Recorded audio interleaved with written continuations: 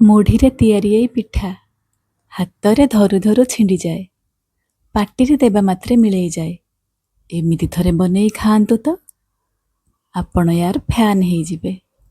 ଦେଖନ୍ତୁ ମୁଁ କେମିତି ବନେଇଛି।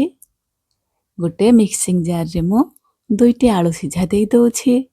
ତା ସହିତ ଗୋଟେ ବାଉଲ୍ ମୁଢ଼ି ଦେଇ ଦେଉଛି। ମୁଢ଼ି ଜାଗାରେ ଆପଣ ଚୁଡ଼ା ମଧ୍ୟ ନେଇପାରିବେ। ଏବେ ଏଥିରେ ଅଧ କପ୍ ଚାଉଳ ଗୁଣ୍ଡ ଦେଉଛି, ଭଲ ବାଇଣ୍ଡିଂ ଆସିବା ପାଇଁ।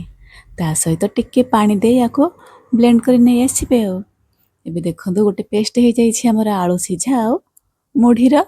ଏଇ ପେଷ୍ଟକୁ ଗୋଟେ ବାଉଲକୁ ବାହାର କରି ଦେଉଛି, ଆଉ ଅଳ୍ପ ଟିକେ ପାଣି ଦେଇ ସେ ବ୍ଲେଣ୍ଡିଂ ଜାର୍ ଧୋଇ ଏଥିରେ ଦେଇ ଦେଉଛି, ଯେମିତି ଆମର ଚକୁଳି କରିବା ପାଇଁ ଗୋଟେ ବ୍ୟାଟର ହେଇଯିବ।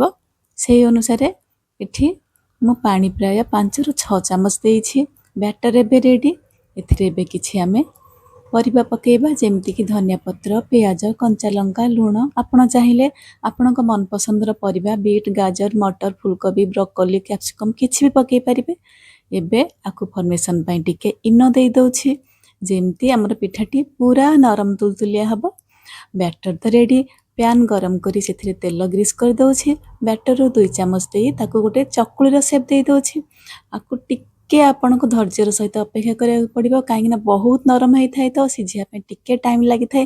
2 ପାଖ ଓଲଟେଇକି ଆକୁ ଗୋଲ୍ଡେନ୍ ବ୍ରାଉନ୍ କରି ଓଲଟେଇ ଦେବା। ଆକୁ ଯେମିତି ଧନିଆ ଚଟଣି ସହିତ ନହେଲେ ଟମାଟୋ ସସ୍ ସହିତ ଆପଣଙ୍କ ଯେମିତି ଇଚ୍ଛା ଖାଆନ୍ତୁ, ସମସ୍ତଙ୍କୁ ଖାଇବାକୁ ଦିଅନ୍ତୁ। ଆଉ ଯିଏ ଖାଇବ ସିଏ ଆପଣଙ୍କର ପ୍ରଶଂସା ନ କରି ରହିପାରିବନି। ନିଶ୍ଚୟ ଟ୍ରାଏ କରନ୍ତୁ।